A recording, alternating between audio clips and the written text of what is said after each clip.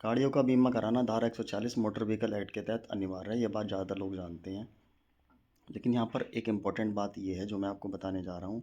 जब हम कोई सेकंड हैंड गाड़ी सेल या परचेज़ करते हैं, उस कंडीशन में जनरली लोग फॉर्म 29 साइन करा के सेलर से ले लेते हैं और आरटीओ में जाके गाड़ी अपने नाम ट्रांसफ़र करा लेते हैं। लेकिन इंश्योरेंस के बारे में वो भूल जाते हैं। तो यहाँ पर जो इम्पोर्टेंट बात एक ये है कि जैसे ही आप आरटीओ में नाम ट्रांसफ़र कराते हैं, जैसे ही ओनरशिप आपके नाम पे ट्रांसफ़र होती है, तो जो इंश्योरेंस होता है वो ऑटोमेटिकली इनवैलिड हो जाता है कि जब तक आप उस पर अपना नाम ना चढ़वा लें, जो नया ओनर है उसको इंश्योरेंस पे भी अपना नाम चढ़वाना पड़ेगा, तभी पॉलिसी वैलिड मानी जाती है।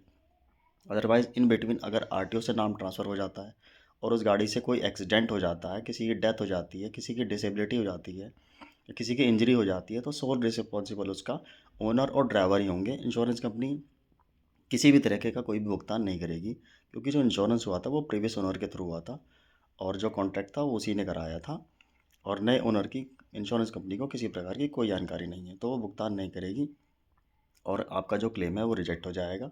और अगर कोई भी जो लायबिलिटी बनती है वो सोल ड्राइवर और ओनर की बनेगी। तो इसीलिए हमेशा ध्यान रखें, अगर आप कोई सेकेंड हैंड गाड़ी खरीदते या बेचते हैं तो ओनरशिप के साथ साथ जब आप अपना आरटीओ में नाम ट्रांसफ़र करा लेते हैं तो with in time frame limit आपको अपना इंश्योरेंस भी अपने नाम ट्रांसफ़र कराना पड़ेगा, तभी आपकी इंश्योरेंस पॉलिसी वैलिड होगी और इससे आप किसी प्रकार की फाइनेंशियल लॉस या फिर इन सारी चीज़ों से बच सकते हैं अगर कोई एक्सीडेंट हो जाता है, in case of any accident. Thank you.